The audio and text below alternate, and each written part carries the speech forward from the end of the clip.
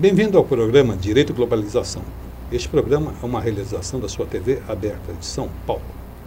Hoje, novamente, traremos um tema da maior atualidade. Você de casa deve ter, o telespectador deve ter lido, ouvido ou acompanhado na TV um filme que está dando o que falar, Tropa de Elite. Para tanto, um filme que é tão polêmico, eu trouxe, e lendo um comentário num site da internet, Última Instância, o Dr. Pedro Serrano fez um artigo que eu considero maravilhoso e encerra a questão. Então, para discutir esse artigo, discutir o tema do Tropa de Elite, hoje convidei, em primeiro lugar, o Dr. Pedro Serrano. Muito obrigado pela sua visita aqui. Muito obrigado. Que é advogado, professor de Direito Constitucional da Pontifícia Universidade Católica.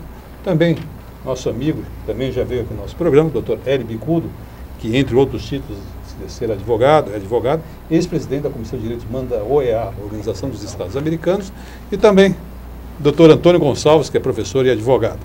Eu vou tomar a liberdade de começar o programa, seja bem-vindo, Dr. Pedro Serrano. Vou começar o programa com o seu artigo, que foi o que nos motivou a estar juntos hoje.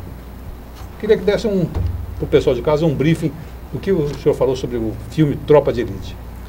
Eu avaliei o filme como uma obra cinematográfica de boa qualidade, como entretenimento. Eu não sou muito apurado em termos de avaliação artística do cinema, mas assim, como telespectador ou como espectador, eu achei um filme de boa qualidade, nos entretém, nos mantém ligados na trama e na narração.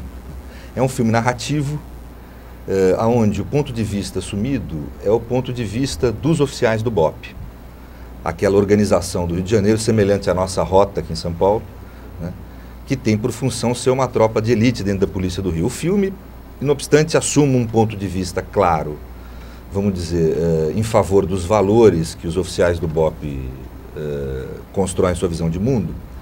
Ele demonstra claramente como são os procedimentos desse tipo de organização policial, demonstra claramente a corrupção policial como algo que existe de forma indiscriminada na polícia. O BOP, segundo o filme, sendo uma exceção a essa corrupção generalizada, mas em compensação sendo eu diria que uma força psicopática, no sentido de que, dotada de uma capacidade de cruelmente realizar a violência, como se isso fosse o mecanismo possível de solução do problema da violência social e do crime organizado. O que mais surpreende, e foi objeto do artigo, não é propriamente o filme, mas a reação das pessoas ao filme. O filme teve um aspecto interessante, que ele foi distribuído pelo mercado paralelo, né, pela pirataria que se fala, para milhares de pessoas. Se calcula que mais de 1 milhão de pessoas já assistiram o filme.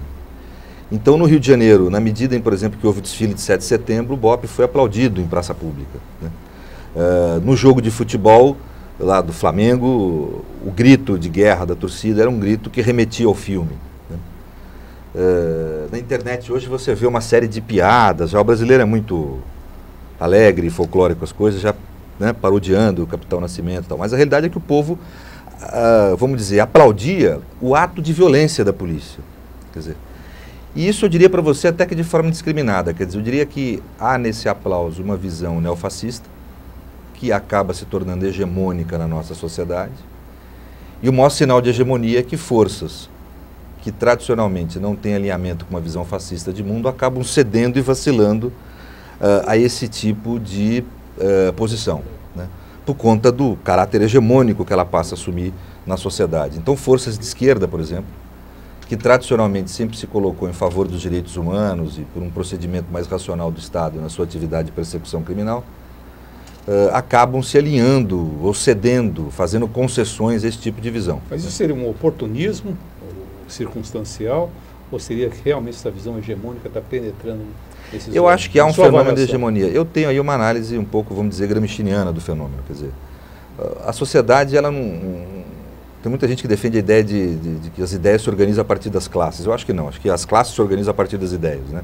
De certa forma, quer dizer, não digo isso, mas assim, a política que provém das diversas classes sociais, quer dizer, se organizam em torno das ideias. Quer dizer, e essas ideias vão se tornando hegemônicas na sociedade na medida em que vão conquistando um certo ideário da maioria, né?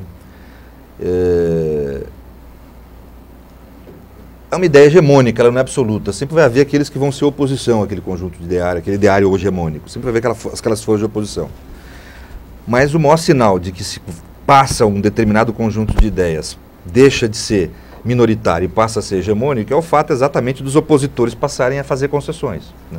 Isso se verifica quando a ditadura começou a acabar. O Dr. Hélio foi um dos grandes, eu diria, heróis daquele período, que lutaram pelos direitos humanos numa época em que isso implicava até em risco físico para as pessoas que lutavam, né? Ele, Dr. Dom Paulo, uma série de pessoas que lutaram por esse tipo de ideal, acabaram assumindo a hegemonia da ideia. Em certo momento havia o governo militar, mas a sociedade já estava contra. E tanto que acabou se restabelecendo o processo democrático no Brasil. Hoje ocorre o contrário. Os setores fascistas de direita é que estão conseguindo montar o ideário das pessoas a respeito dessa questão da violência. A violência é tratada hoje como um problema que deve ser resolvido com violência, o que nós sabemos que é errado, que é equivocado. O Dr. Hélio aqui foi um dos grandes lutadores no Brasil contra o Esquadrão da Morte, muito antes de haver crime organizado, muito antes do tráfico de droga, vamos dizer, se organizar nas favelas, como hoje está posto, haver toda essa situação de essa violência. E nunca resolveu. Violência policial no Brasil sempre existiu, essa é a realidade. E ela nunca, né? Se funcionasse, teria evitado o surgimento do crime organizado. Em 1970, o Esquadrão da Morte teria resolvido isso. Ah, sim, lógico. O senhor que teve experiência direta no combate a esse tipo de visão, experiência como promotor de justiça, escreveu um livro, teve sua vida, inclusive, ameaçada. Qual a sua visão sobre esse fenômeno atual, ele voltando desta forma, agora com um espectro mediático? Eu concordo inteiramente com o Pedro, porque, na verdade, há uma inversão, né, na visão dos valores da sociedade, né? Ao invés de você ter o problema da vida como fundamental para a sua preservação, você permite que essa vida seja eliminada na medida em que o seu bem-estar possa, entre aspas, ser restabelecido, né? Eu assisti esse filme e a mim ele trouxe uma mensagem, mas eu acho que não é a mensagem que ele traz para o povo em geral. O povo, em geral, vai aplaudir a violência do capitão, vai aplaudir a maneira pela qual a corrupção é tratada. Quer dizer, existem policiais ali que se corrompem para que os mecanismos de infraestrutura da polícia funcionem, né? Há aqueles, evidentemente, que usam a corrupção para seu proveito próprio, mas isso é lateral.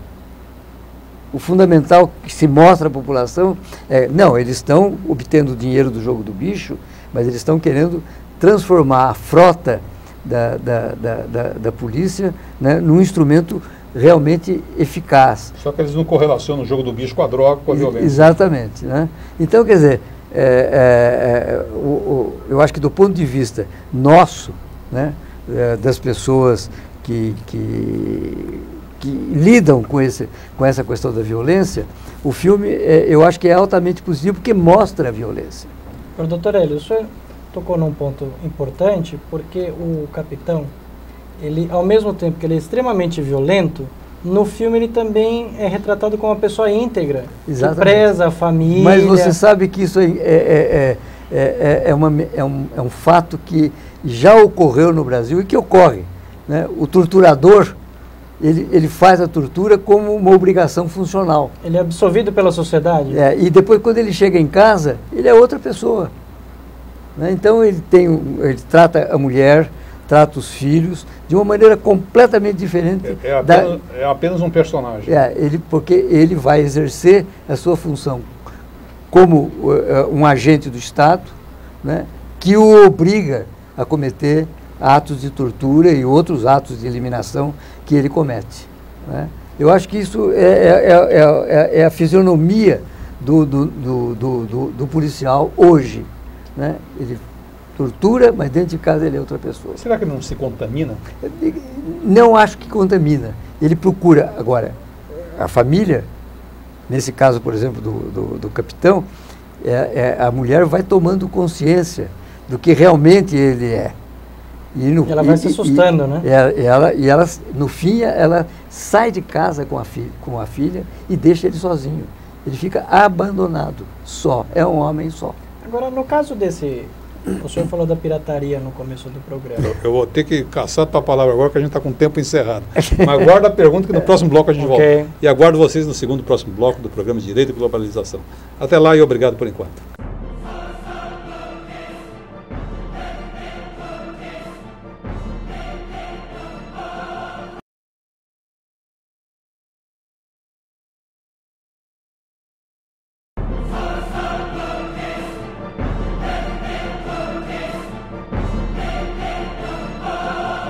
Estamos de volta no programa Direito e Globalização, hoje discutindo o evento cultural da semana, o lançamento do filme Tropa de Elite. Para tanto, temos convidado o Dr. Pedro Serrano, que é advogado e professor de Direito Constitucional da PUC, Dr. Hélio Bicudo, ex-presidente da Comissão de Direitos Humanos da OEA, Dr. Antônio Gonçalves, que é advogado e professor.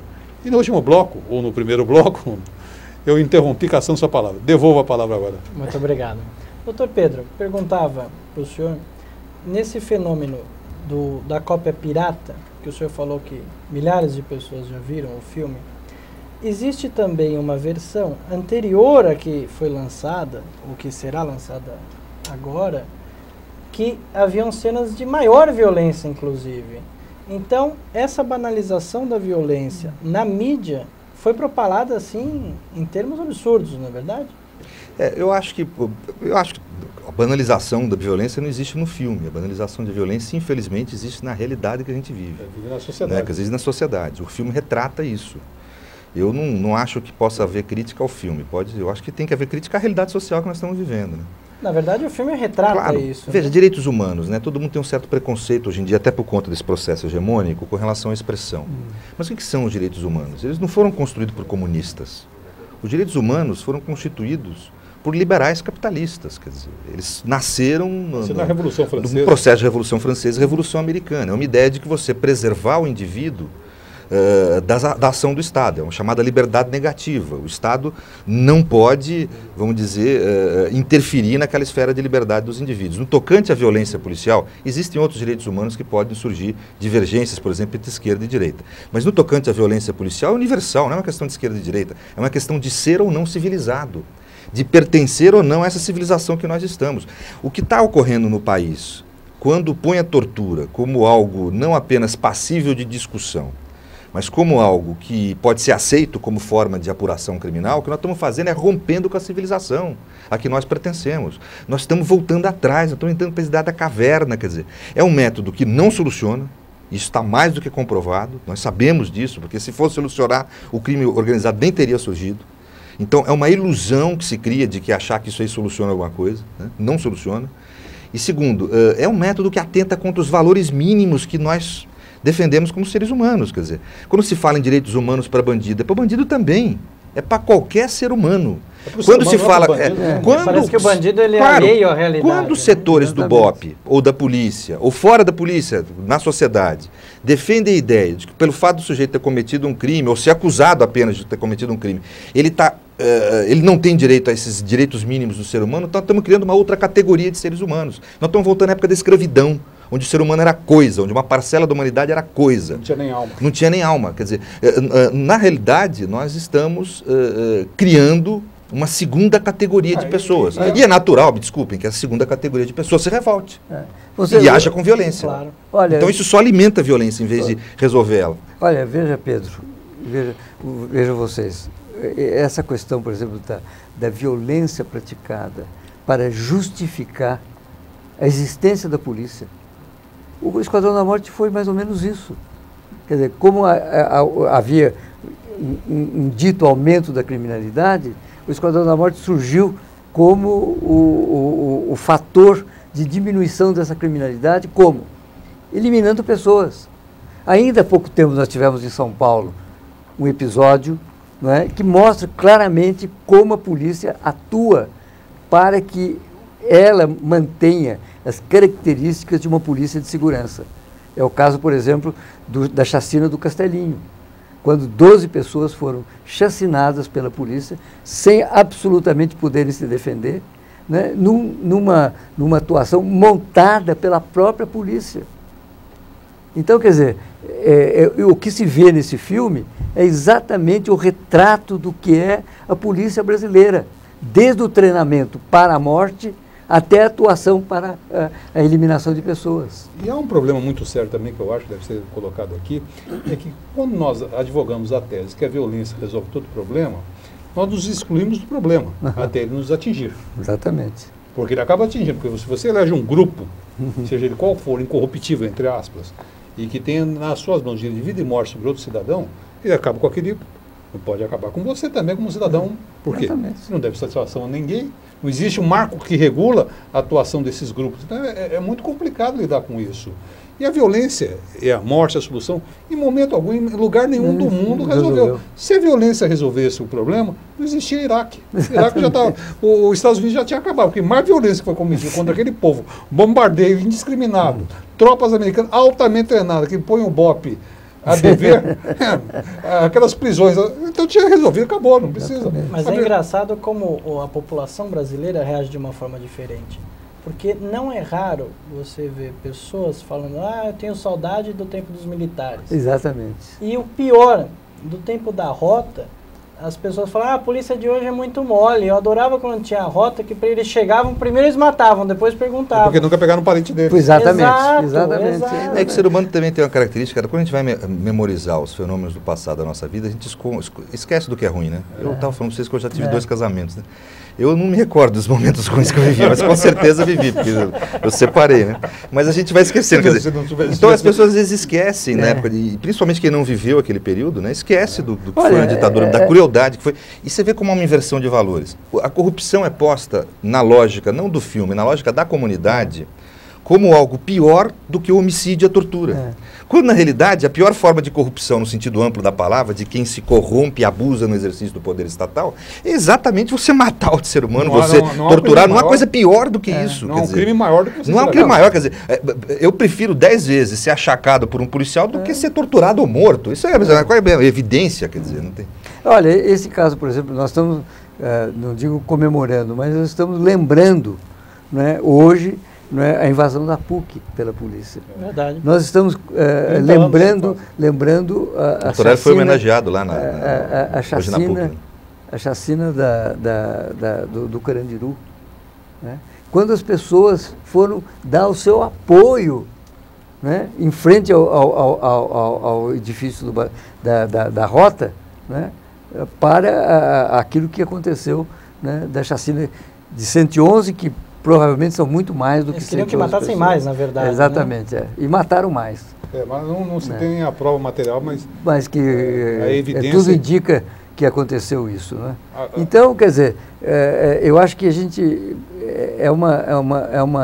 a ideologia, né, de que a violência e a liquidação de pessoas resolve o problema da segurança. E há um fato mais grave ainda que o doutor Pedro tocou, que eu acho que a gente deveria abordar aqui, é o seguinte: essa parcela da população excluída, totalmente excluída, que não se identifica com a globalização, são os perdedores da globalização. Sim. A única forma que elas têm de se fazer notar na sociedade é através da violência. Então é uma cadeia, um ciclo que vai gerando de violência cada vez maior. Eu não tenho dúvida que o principal fator, para mim, na minha intimidade, o principal fator de produção da violência é o próprio capital. O modo que o capitalismo se desenvolve na globalização é um modo em que ele produz subjetividade. Mais do que mercadoria, ele produz desejo nas pessoas. O sujeito comete crime na favela não é para poder comer, é para poder ter a loira e o carro vermelho. Quer dizer, porque isso é um processo de produção de desejo que toda a máquina do capital, Hollywood, filmes de cinema, o próprio filme que nós estamos tratando aqui, a televisão, novela, quer dizer, é todo um processo de formação da mentalidade com vistas a um consumo irrazoável, né? E a solução, e nesse consumo irrazoável, quando surge problema, nesse filme, a solução é a morte. Todo filme americano tem uma ou duas mortes. E é banalizada a coisa, claro, simplesmente um jovem atira, mata, resolve... E quando o sujeito está excluído desse processo, ele não porta os signos do pertencimento, não usa o terno tal, a gravata tal, a cor, não tem a cor de pele que o torna pertencendo, ele reage com violência. Quer dizer, ele vai obter... Quer dizer, é uma sociedade que se criou tudo isso sem valores, né? Sem o mínimo de ética, sem o mínimo de princípios. Então, vale tudo para você obter aquele produto de consumo. O sujeito vai e mata. Quer dizer, então na realidade... Mata com requinte de crueldade para ser notado. E tem mais, não acredito que violência vai curar isso. Nós vamos matar 100, vai surgir 200, o povo vai matar 200, vai surgir 600. Quer dizer, além de ser contra os valores da nossa civilização, esse tipo de postura é ineficaz. Criar um programa de emergência para resolver a violência. É verdade. Não, desde a década de 70, que eu me recordo, isso deve ser muito anterior a isso, sim. Todo problema policial, todo problema criminal era resolvido, foi propagada que a violência resolveria. Se assim fosse, já tinha acabado. É que nem o problema da droga. Se repressão policial resolver o problema da maconha, já tinha acabado. Não, e você veja o seguinte, esse filme, por exemplo, ele projeta um baiano, pé de chinelo, como responsável pelo tráfico na favela. É ele o responsável. Não tem alguém acima dele que é o responsável. Quem é que vai financiar como é que se diz, a maconha, a cocaína, as armas sofisticadas? E quem vai lavar esse dinheiro? Exatamente. É ele, o baiano lá que depois acaba sendo fuzilado? Não, evidente. Tem gente por cima. E é isso que nós precisamos pegar. Tem um grande capitalista.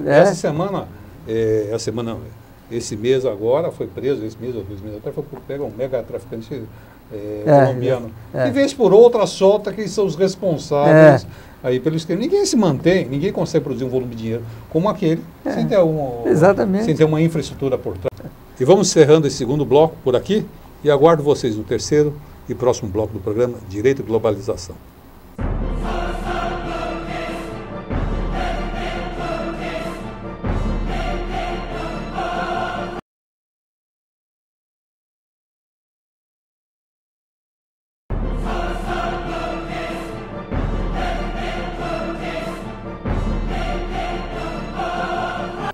Estamos de volta no programa Direito e Globalização. Lembrando a vocês que ele pode ser assistido no canal 9 da NET, no 9 Digital, 99,72 da TVA, no 186 da TVA Digital.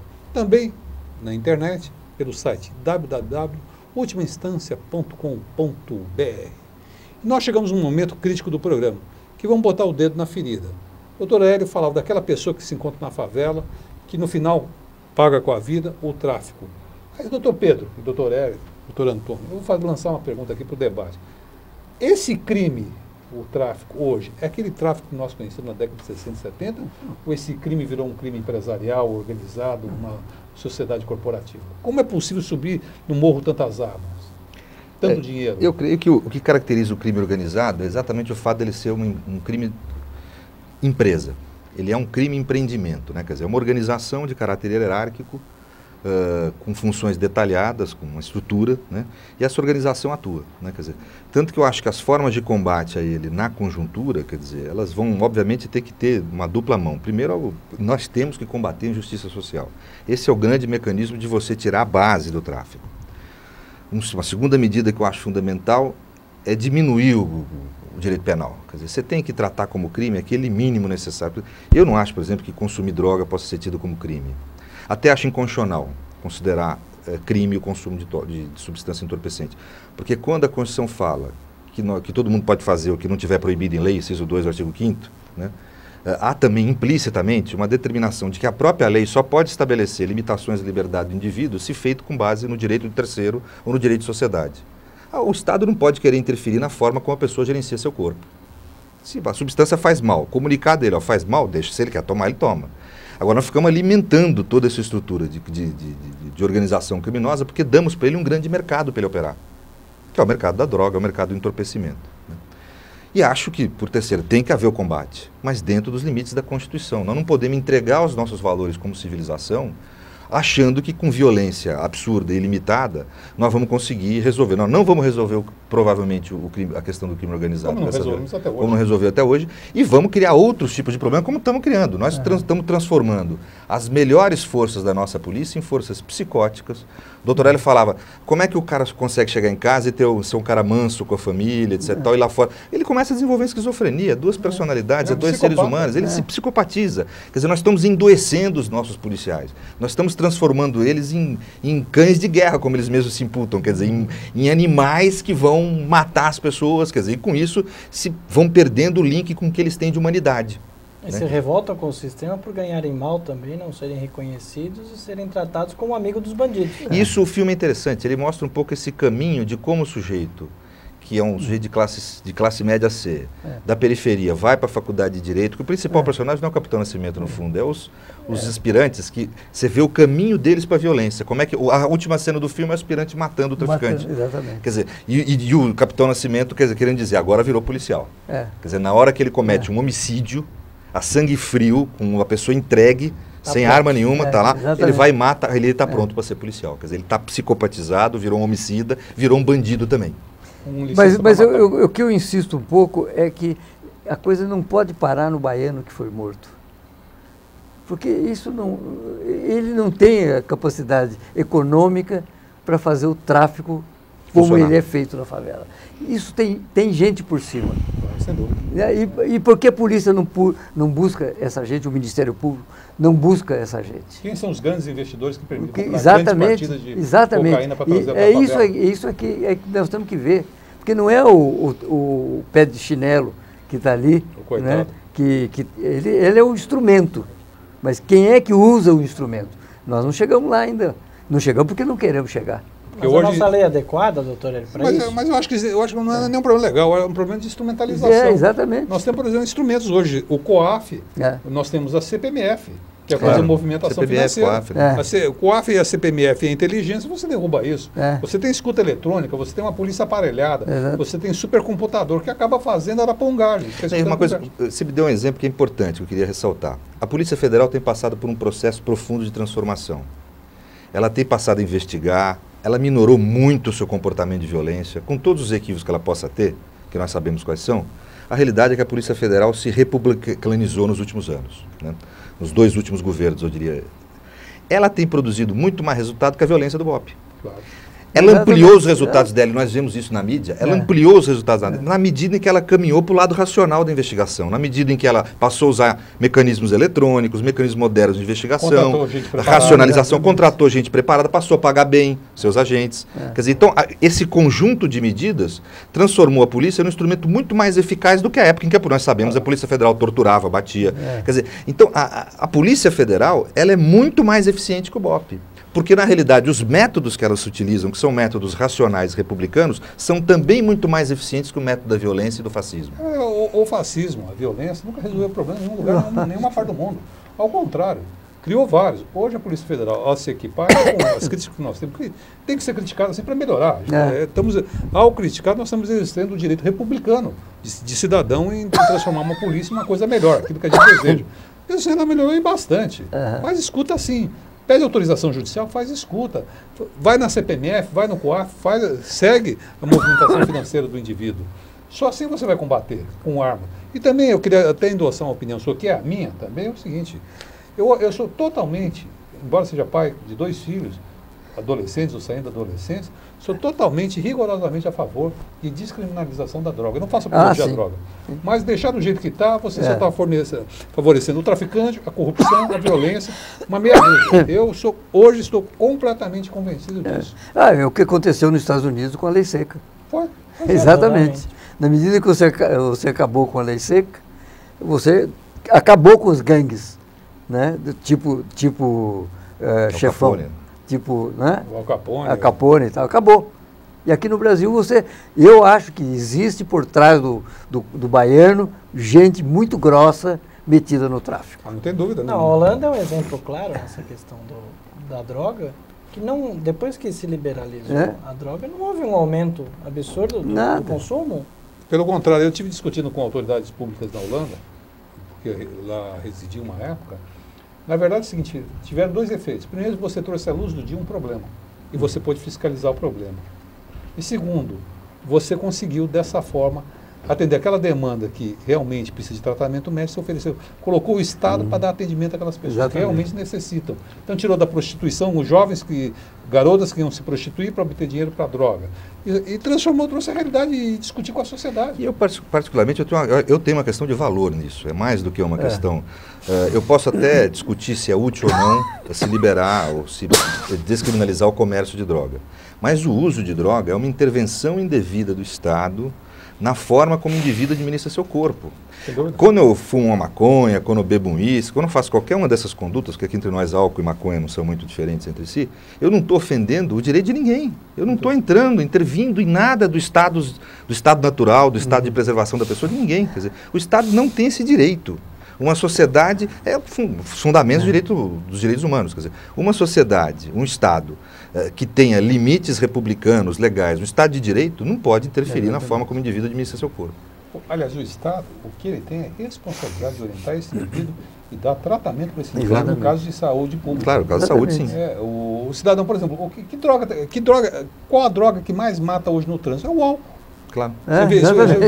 Pegar a proporção dos acidentes fatais, de vítimas fatais em São Paulo, certamente você vai verificar que a quantidade de álcool ingerida é determinante. Fora o problema da motocicleta, que esse é um problema à parte, mas dos acidentes, em geral com vítima fatal, mas a maioria absoluta é álcool, uma minoria é droga. E o consumo do álcool também é incentivado, tanto a quantidade de propaganda de Nossa. E acho que a outra alternativa, que seria proibir o álcool, é uma questão grave, porque nós não vamos evitar o consumo. E que tipo de vida humana nós vamos propiciar para as pessoas?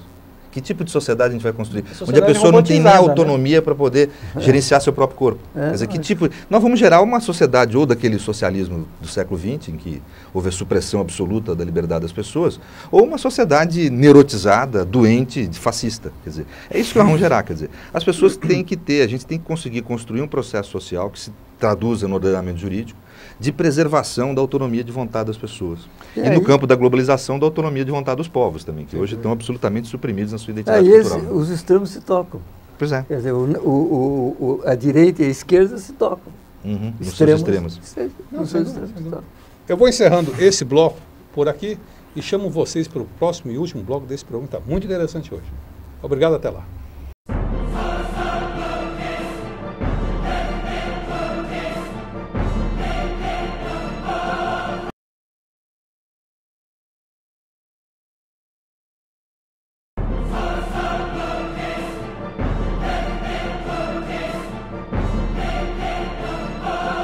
Estamos de volta no programa Direito e Globalização.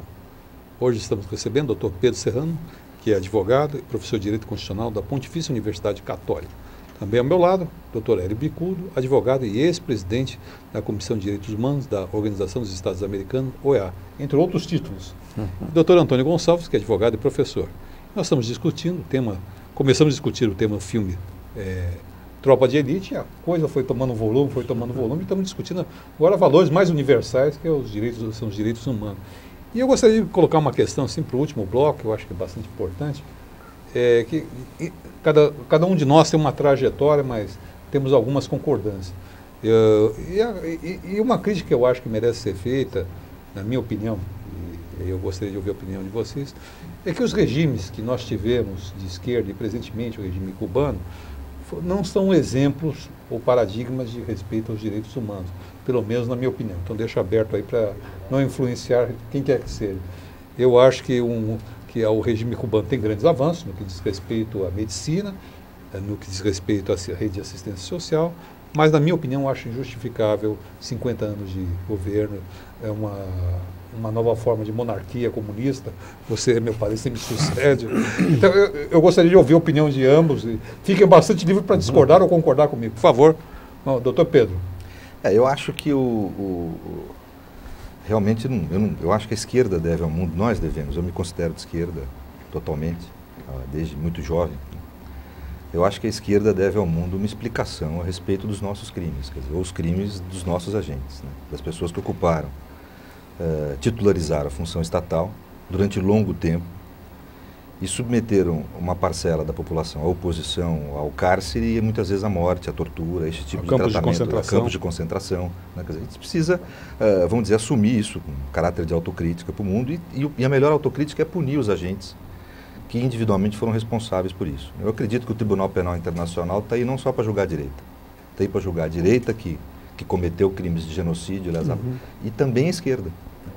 Por exemplo, eu posso entender que um processo revolucionário, como foi com a Revolução Francesa, a Revolução Americana, durante 2, 3, 4 anos, você tem aquela convulsão própria da Revolução, pessoas morrem, é um movimento violento. Agora, 50 anos, um único homem exercer o poder é uma monarquia comunista. É uma habilidade papal isso aí. Quer dizer, é um traço de império absolutista. Você sabe, Pedro, que essa ideia da continuidade é uma ideia que está na cabeça das pessoas que pensam que a esquerda se materializa na continuidade. Por exemplo, o caso do Chaves. Ele pretende a perpetuação. Aqui no caso brasileiro, está fora de dúvida que o atual presidente pretende a sua perpetuação, né? E assim na Bolívia, e assim no Equador, provavelmente na Argentina, quer dizer, que vale, sai o Kirchner, entra a mulher do Kirchner.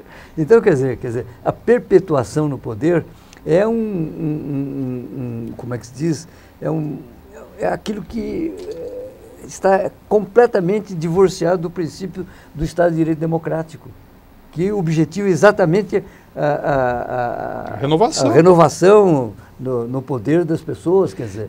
É que eu acho que no caso do Chaves e do Morales, nós ainda não temos esses indícios consolidados. Nós temos, no caso do Chaves, um avanço maior.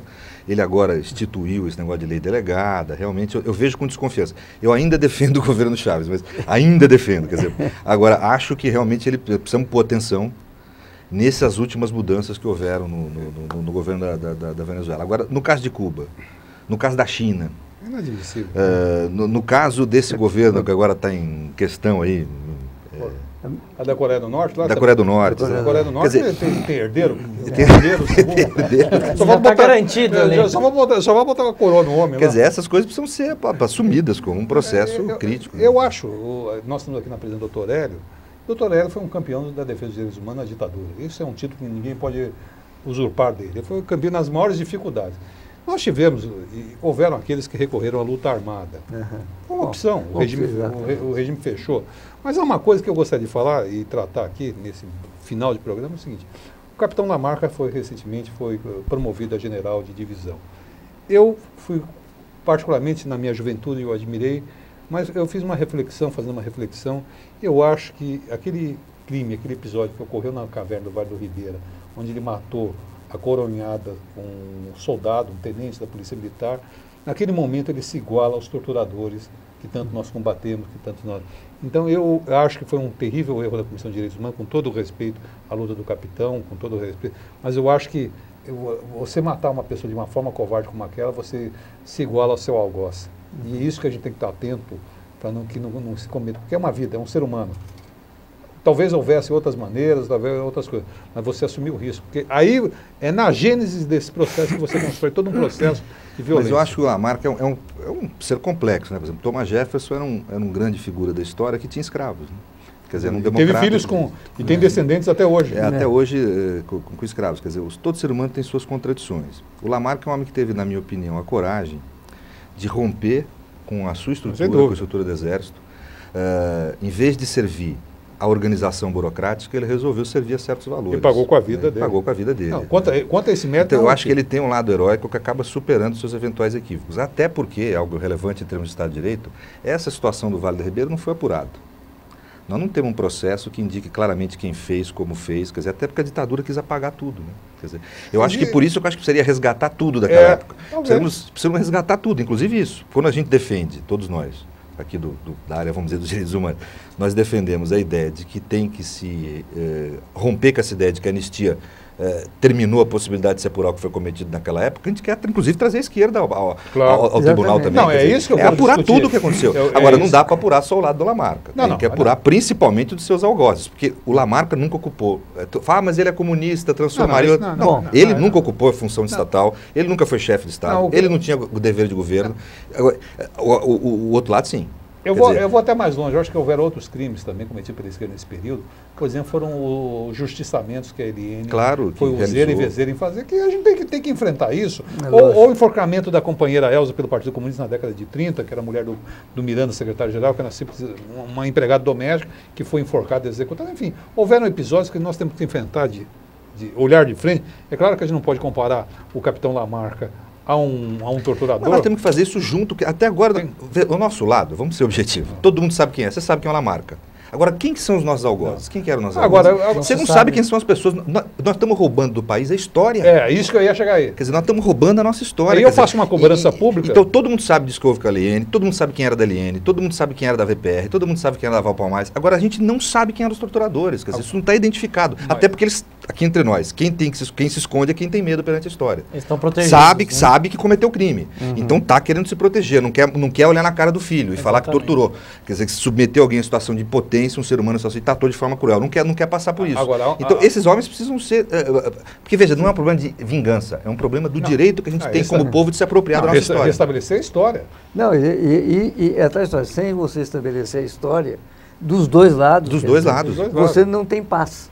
Não tem paz. Você não tem verdade, né? Tanto que nós estamos aqui passado mais de 20 anos de todos esses episódios, nós estamos discutindo com paixão esse tema. Exatamente. Claro. Agora, aí eu faço uma cobrança pública, isso que eu ia dizer, eu faço a cobrança pública. O atual governo se elegeu com o compromisso de abrir os arquivos. E Você acovardou, né? se acovardou.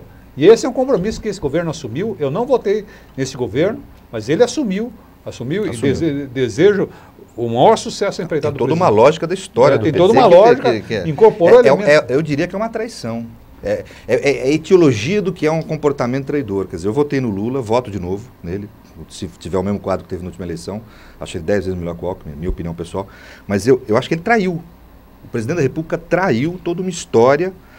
Os seus auxiliares traíram toda uma história de uma organização política, de um agrupamento, de um segmento político do país. Na hora que tiveram a oportunidade histórica de abrir os arquivos, de promover a apuração, se acovardaram. Foi 2 milicos bater as botinhas no quartel e todo mundo foi para debaixo da mesa com medo. Quer dizer, é o fim. Quer dizer, aqueles que arrotavam em praça pública, que faziam discursos inflamados, etc., foram os primeiros a correr para debaixo da mesa, na primeira vez que a primeira bota de milico bateu no quartel. Você veja o caso, por exemplo, do comandante do Exército, que baixou aquele comunicado favorável à ditadura militar. Né? O que aconteceu? O ministro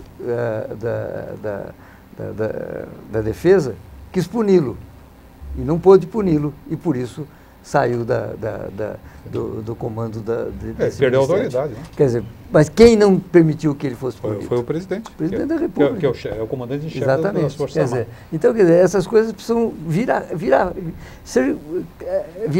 vamos dizer assim, à tona da discussão. Não pode você tentar esconder esse tipo de coisa.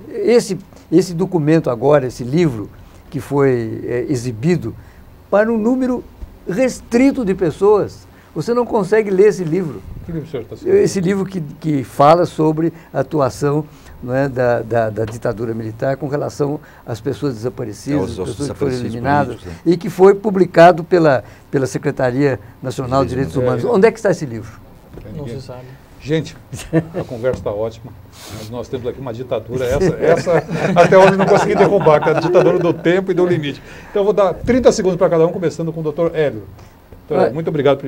Olha, eu fiquei muito honrado com esse convite de comparecer aqui, junto com os companheiros que estão ao meu lado, porque eu acho que estamos em uníssono falando de que ou nós temos como fundamento do Estado de Direito os direitos humanos, ou nós não teremos direitos humanos, e muito menos um Estado de Direito democrático. Doutor Pedro. Eu gostaria de agradecer muito a oportunidade de estar aqui no programa, expondo o meu ponto de vista, meu humilde ponto de vista, e dizer queria, se me permitisse, Martim, a honra que é para mim ter podido conviver nos últimos anos com uma pessoa como o Dr. Hélio, quer dizer, é um pedaço da história do Brasil que de vez em quando anda com a gente, né? E da história que mais nos honra, né? Quer dizer, o Dr. Hélio é uma daquelas figuras que eu acho que a gente pode chamar de um herói nacional, porque a sua vida simboliza mais do que até ele, né? Quer dizer, mais do que um ser humano, né? Quer dizer, algo que vai além, que simboliza toda uma comunidade, todo o melhor do humano que se movimentou durante um pedaço da nossa história. Hoje ele foi homenageado lá na nossa universidade, na PUC, não é bem comemoração, mas no registro de 30 anos de invasão da universidade. Isso. Foi homenageado exatamente pelo papel que gente como ele, como o professor Antônio Cândido, como Dom Paulo Evaristo Arnes tiveram no restabelecimento das liberdades democráticas no país. Né? Antônio Gonçalves. Só posso agradecer o convite feito pelo amigo, Dr. Martim, e deixar o convite para quem quiser assistir o programa do meu padrinho, o Por Dentro da Mídia, toda sexta-feira, às 13h30 até às 14h30, aqui na sua TV aberta. Bom, obrigado a todos. Eu acho que participar com o Dr. Hélio, com o Dr. Pedro, com o Dr. Antônio, um tema tão candente, é um motivo de orgulho para esse programa e espero que a gente tenha pautado essa discussão e levado essa discussão que eu acho que ela, longe de terminar, ela apenas engatinha. Exatamente. E é uma reafirmação da conduta humana, da condição humana. E aguardo vocês na próxima segunda-feira, neste mesmo canal, no programa Direito e Globalização. Até lá e muito obrigado.